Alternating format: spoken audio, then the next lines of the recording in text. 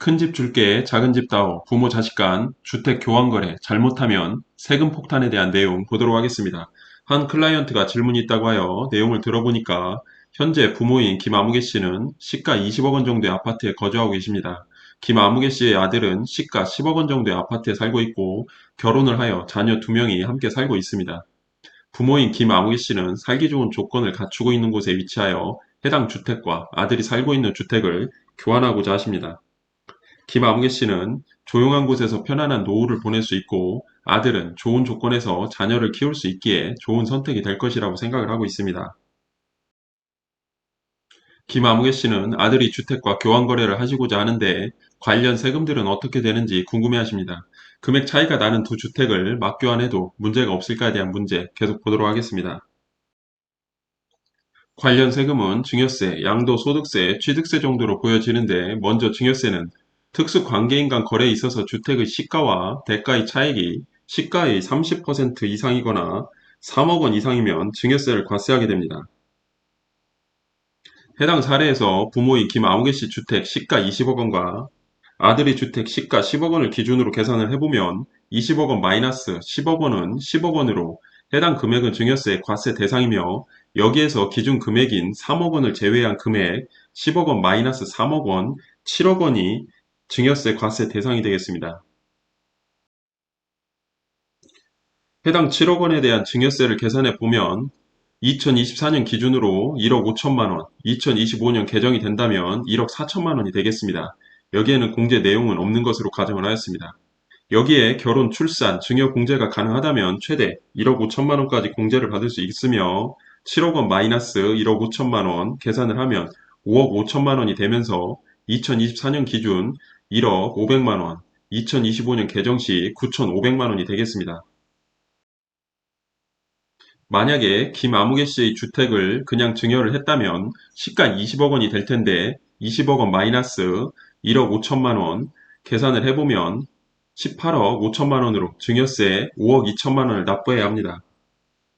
시가 20억 원의 주택을 구입하기 위해 김아무개 씨가 아들에게 현금 10억 원을 증여를 했다면 10억 원 마이너스 1억 5천만 원, 8억 5천만 원으로 증여세는 1억 9,500만 원을 납부해야 하는 것입니다. 여기에서 증여세 없이 거래할 수 있는 금액은 어떻게 될까에 대한 질문이 나올 수 있는데 부모인 김아무개 씨의 주택이 시가 12억 원이고 아들의 주택이 시가 7억 5천만 원이라고 가정을 하면 12억 원 마이너스 7억 5천만 원, 4억 5천만 원이 되는 것이고 여기에 기준 금액 3억 원을 제외한 나머지 1억 5천만 원에 대해 증여세를 납부해야 합니다. 그런데 해당 1억 5천만 원에서 결혼, 출산, 성인공제를 적용하면 영원으로 납부해야 할 증여세는 없겠습니다. 다음 양도소득세를 보도록 하겠습니다. 양도소득세의 경우에는 해당 사례에서는 부모인 김아무개 씨와 아들 모두 양도소득세를 납부를 해야 합니다. 여기에서는 기준이 있을 수 있는데 먼저 주택가격 12억 원 이하 1세대 1주택자이면서 2년 이상 보유 거주하여 1세대 1주택자 양도소득세 비과세 요건을 갖춘 경우라면 납부할 양도소득세는 없습니다. 그렇지만 다주택자이면서 중과세 대상일 경우에는 조금 더 자세하게 살펴볼 필요가 있겠습니다.